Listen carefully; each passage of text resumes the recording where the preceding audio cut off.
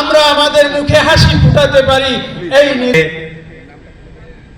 দেশের মানুষকে আমরা তাকে বিজয়ী দেখতে চাই। আমরা তার জনাব জাকির হোসেন স্যারকে আমরা আলাইকুম ওয়া রাহমাতুল্লাহ। আমরা বিভিন্ন জেলার সকল পর্যায়ের নেতৃবৃন্দ সকল উপস্থিতিকে 3 আসনের ধানের শীষের কান্ডারি কামনা করছি এবং আমাকে সংক্ষিপ্ত সময়ে একটি কথা বলার সুযোগ দেন। বা অঞ্চলের মতো একটি সমিতি থাকা দরকার। আবেদন জানাবো যে যেখানে যে অবস্থানে আমরা আছি, আমরা সেটি 15 নম্বর ওয়ার্ডের সাবেক বিএনপির সাবেক আহ্বায়ক এবং আজ আমরা তার মৃত্যুর পর দেখলাম তিনি আর আমাদের নেত্রী নয়, সমগ্র বাংলাদেশের মানুষের নেতৃত্বে তিনি পরিণত হয়েছেন। বিশ্ব সমস্ত বিশিষ্ট ব্যক্তি বরেণ্য রাজনীতিবিদ বলেন, সবাই তার মৃত্যুতে শোক বার্তা পাঠিয়েছেন। লক্ষ লক্ষ মানুষ শুধু নয়, কোটি মানুষের জানা যায় যিনি শায়িত হয়েছেন।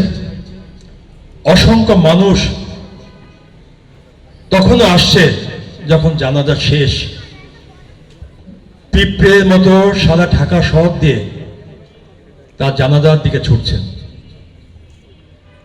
সেই নেত্রী, আপসের নেত্রী, দেশ নেত্রী বেগম খালেদা জিয়ার দোয়া মাহফিলে আমাকে প্রধান অতিথি হিসাবে আমন্ত্রণ জানানো হয়েছে।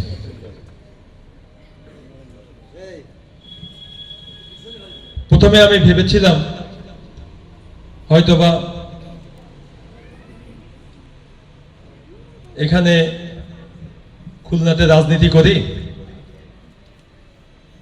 ধানের শীষে প্রার্থী হয়েছি, এই কারণে হয়তোবা আমাকে এখানে সম্মান দেওয়ার জন্য আনা হয়েছে। এখানে আসার পর দেখলাম যে না, ব্যাপারটি একটু অন্যরকম। নড়াইলের জামাই হিসাবে আমাকে আমন্ত্রিত জানানো হয়েছে। রকিবুল ইসলাম বকুল ভাই আমাদের তরুণ প্রজন্মে একজন আইকন। তিনি একজন শুধু রাজনীতিবিদ নয়, ওনাকে রাস্তায় আমি যখন কলেজে আসি, ওনার সুন্দর একটা ছবি দেখতে দেখতে আসি, যে যাকে দেখে মনে হয় সে দুঃখী মানুষের পাশে দাঁড়াবে, সমস্ত মানুষ মানে কল্যাণে, সবাই মানে জনগণের কল্যাণে সে নিজেকে উৎসর্গ করবে। যাতে করা যায় এই চেষ্টা করব। সেই সঙ্গে আমাদের আরো অনেক বক্তা বলেছেন যে ওনার সহধর্মিনী আমাদের শামীমা পারভীন আপা, আমাদের নড়ালেরই মেয়ে, নড়ালেরই সন্তান,